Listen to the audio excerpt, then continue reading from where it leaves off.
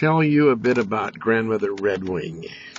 Um, yeah, she's real, but the Grandmother Redwing in the book is not the same grandmother exactly as Billy and Cecil Garfield's real grandmother was. She's a composite of a couple of their grandmothers and some older Indian women that I know or knew.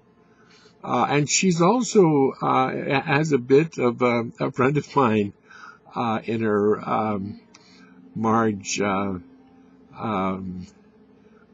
Phillips, Bud's wife, who has a certain dignity about her.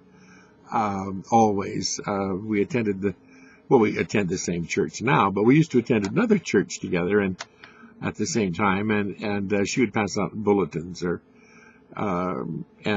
she always wore a long, sort of a gown, evening dress sort of thing, very, very classy woman with great dignity. Well, I put a lot of that dignity into Grandmother Redwing, as well, but Grandmother Redwing, of course, has a much more coarse use of English, and English isn't her first language. And she's a woman that, we're in the 40s. Most of the reservation now lives in houses that were built by the government, up from the lake where she lives in the novel. And, she and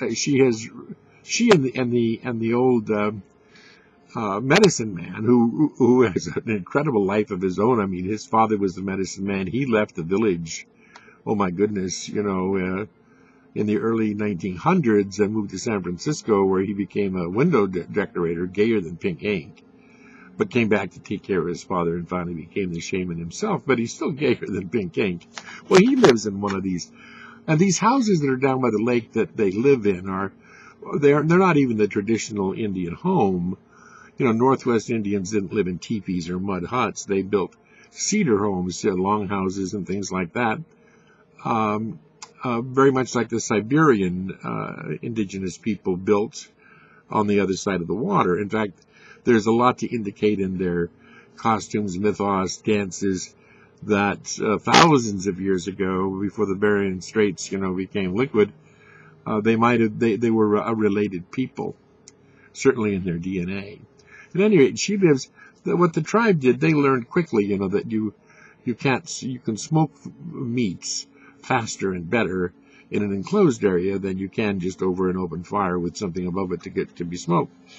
That was more of a Cro-Magnon kind of task.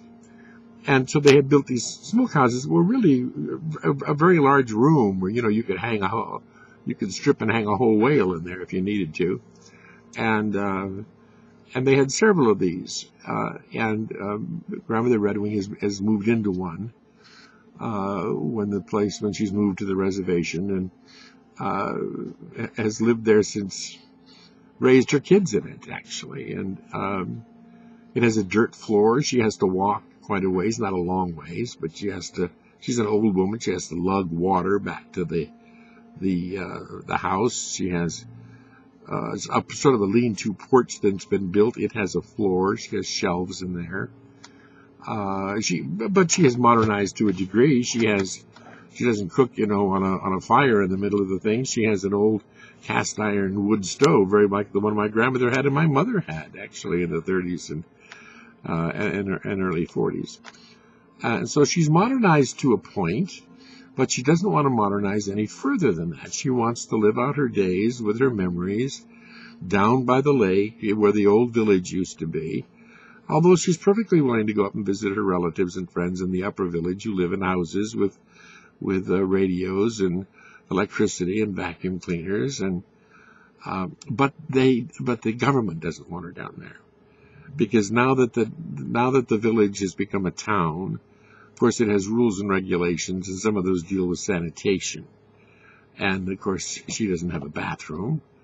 It doesn't matter that the whole world did their business in outhouses, and before that just in the woods. She doesn't have running water.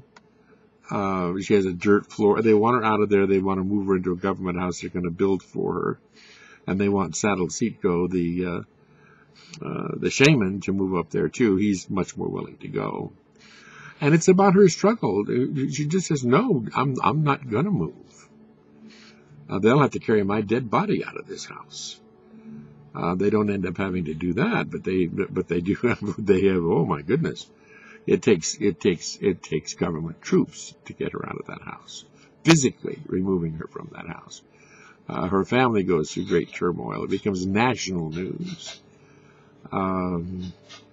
And it has to do also with this young man through whom the story is told, who's Polish and English and Micmac, part Indian himself, and it has to do with his beginning to understand the dignity and the importance of the myths and stories of these Quinault people.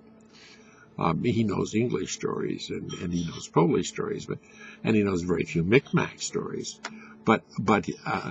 And learning the ways of Coyote is one of the big lessons. And he will learn about overcoming and the tenacity. And she, Grandmother Redwing, a lot of people who read this novel say it's a girly book. I don't think so. I don't think it's a girly book because it's about the struggle of human beings, and the guys who read it seem to enjoy it just as much. And anyway, Grandmother Redwing was a real person.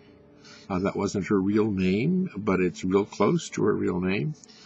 And she eventually overcomes a very evil spirit. But many of us would see it. Many people thought that she would see herself as a failure in the end. But she found a way for what appears to be a failure to actually be a triumph. And that is what you learn when you learn the ways of Coyote.